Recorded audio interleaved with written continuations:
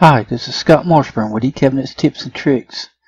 This is part 2 on creating a Excel workbook to allow you to export your items into eCabinets batch area. In the last video, part 1, we went over the requirements that eCabinets has for the spreadsheet, and we got our headers in here. Right up here we got the name, directory, type, quantity, height, width, depth, and new name.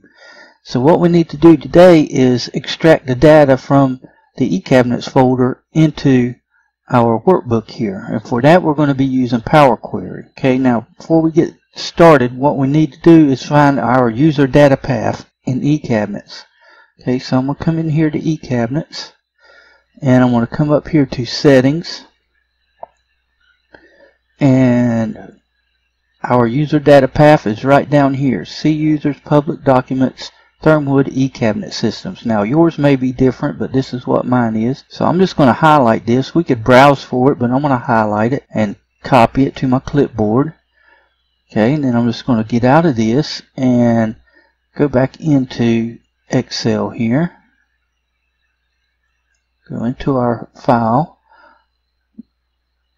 and we want to go to Power Query. Now if you don't have Power Query installed on your system, you're probably using Windows 10 or Windows 13 or even earlier than that. But if you are using Windows 10 or Windows 13, you could download the free add-in from Microsoft's website. Just Google Excel Power Query download and it'll take you right to where you need to be to download the free add-in. I'm going to click on Power Query right here.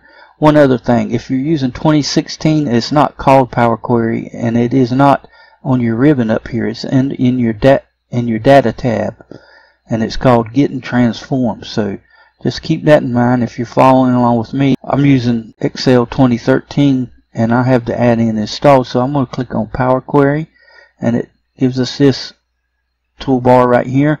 What we want to do is we want to go from File and then from Folder, because we're getting it from our folder path there, our user data path.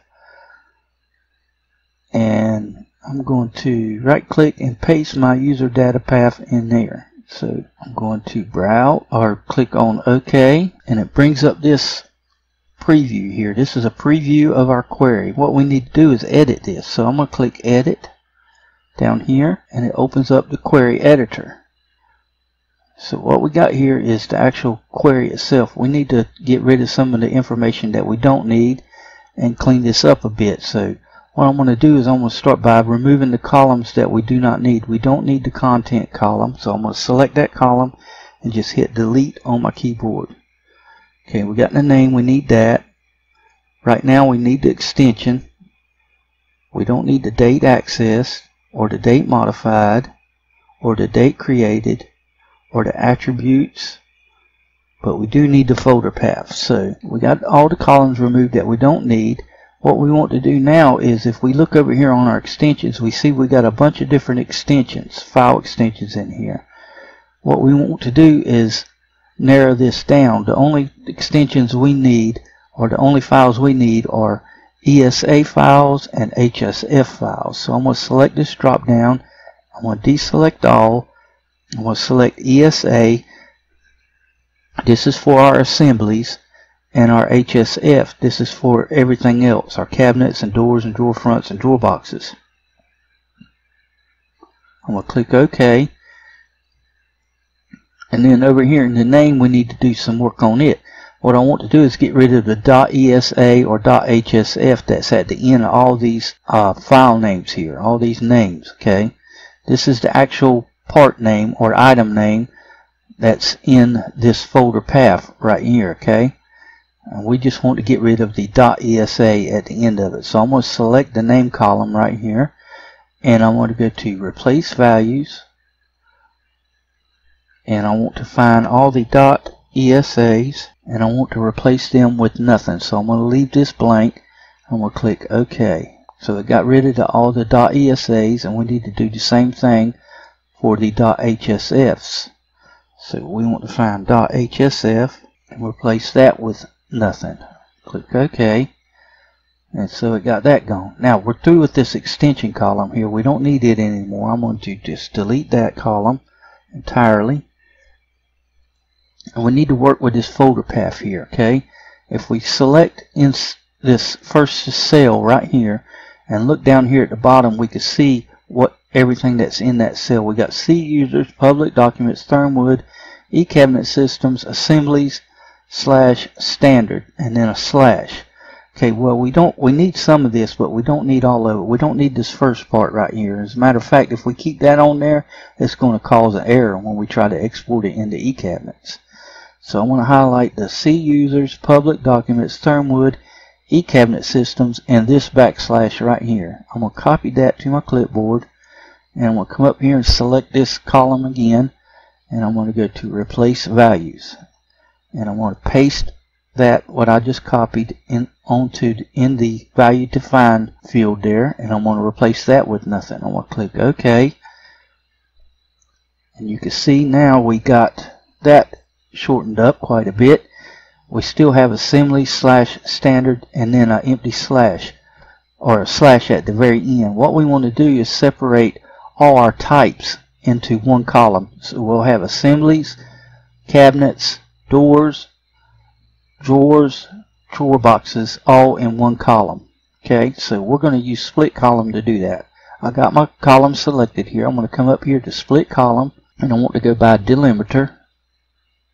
Okay, and I want to use a custom delimiter. So I'm going to come down here and select custom, and I want to split that at this backslash right here, the one that is closest to the right, furthest, the rightmost backslash or forward slash or whatever that is right there.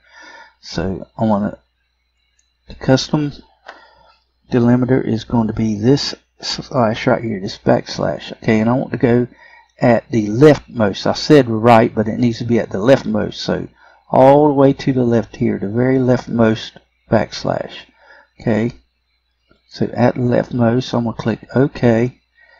And there you see we've got assemblies in here. Let's take a look at what else we got in here. We've got everything is selected right now. We got assemblies, craft projects, assemblies, custom assemblies, and so on. Now the only thing we need is assemblies, cabinets, doors, and drawer boxes and drawers. Okay, so let's just select.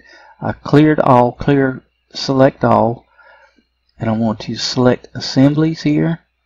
And then I'm going to come down to cabinets, and I need to load some more because that's not everything. So now I need to deselect all, and I'm going to make sure I get my assemblies right here, cabinets, okay, and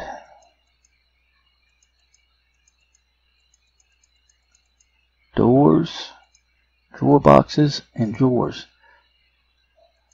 Now we're going to have to edit these item names here too, or types, these types here to singular, okay, and lowercase there. And then right here on drawers we need to change that to drawer front. Okay, so I'm going to click OK, and you see it doesn't look like it done anything here. As a matter of fact, if we come back in here we still see everything, but we're going to take care of that right now. What we're going to do is we need to change all these to lowercase and singular form. Now whether or not it's lowercase, I don't know that matters. I don't think it does, but I do know that it does work with all lowercase, so that's what I'm going to do here. And the way I want to get that is I'm going to go to transform, and I'm going to come down over here to format. Okay, I'm going to select lowercase. That's going to change everything in that column to lowercase, as you see right there. Now we need to go through the replace value part of this. Let's go back home, and we need to go to, we got our column selected, and we need to go to replace values, and now we need to find assemblies and replace that with assembly. Okay, so we're replacing assemblies with assembly. Okay, we'll click OK, and you see that it changed that. Now the next thing we need to do is our cabinets. So we're going to find cabinets and replace that with cabinet. And then the doors with door. And now the drawers needs to be replaced with drawer front. And drawer boxes, drawer box. And click on OK. So that should get it. Let's take a look at our drop down here. And we see we got most of them. Let's load some more on here. And there's everything. We got assembly, cabinet, door, drawer box, and drawer front. Okay, that's going to work for us. Alright, now what we want to do now is rename this column. So I'm just going to change it to type. The same thing that we have in our worksheet there. Okay, and that's got that. So I'm going to just hit enter. Okay, so we got type there. Now we need to work with this folder path. Let's take a look at this. You see we got this backslash at the very end right here. Okay, we just need to get rid of that single backslash at the very end, and that's simple. We're just going to go to split column again by delimiter and custom, and we want to use that same delimiter right there. The only thing is this time we want to go at the rightmost delimiter. I'm going to click OK, and you can see it got rid of it, and we have this blank column right here that we can delete. I'm going to select that and delete that, and I'm going to change the name of this to directory. I just double click right up here and type the word directory and enter. So that's got all of that. Now we need to load this to our worksheet. You see right here we got sheet 1. If we just click close and load, it's going to automatically create a new worksheet and load our query onto a table, an Excel table. Okay, I will click close and load, and you can see it working over here. We got 1,283 rows loaded. Okay, and this is our table here. You can see it's created the table. If we go into design, we can see we got a name. It's called eCabinet Systems. Okay, what I want to do is I want to come down here and go ahead and rename this worksheet. I'm going to call it eCabinets Data Table. So that's got that renamed. What we need to do next, and we'll do this in the next video, is we will create a pivot table to allow us to summarize this, and we'll also be creating some slicers that we could use on sheet 1, so we don't have to keep going back and forth to our pivot table every time we want to filter our items. So that being said, if you haven't subscribed to my channel, make sure you click on that subscribe button, and don't forget to click on the bell icon so you can be notified every time I upload a new video. As always, thank you for watching and have a good day.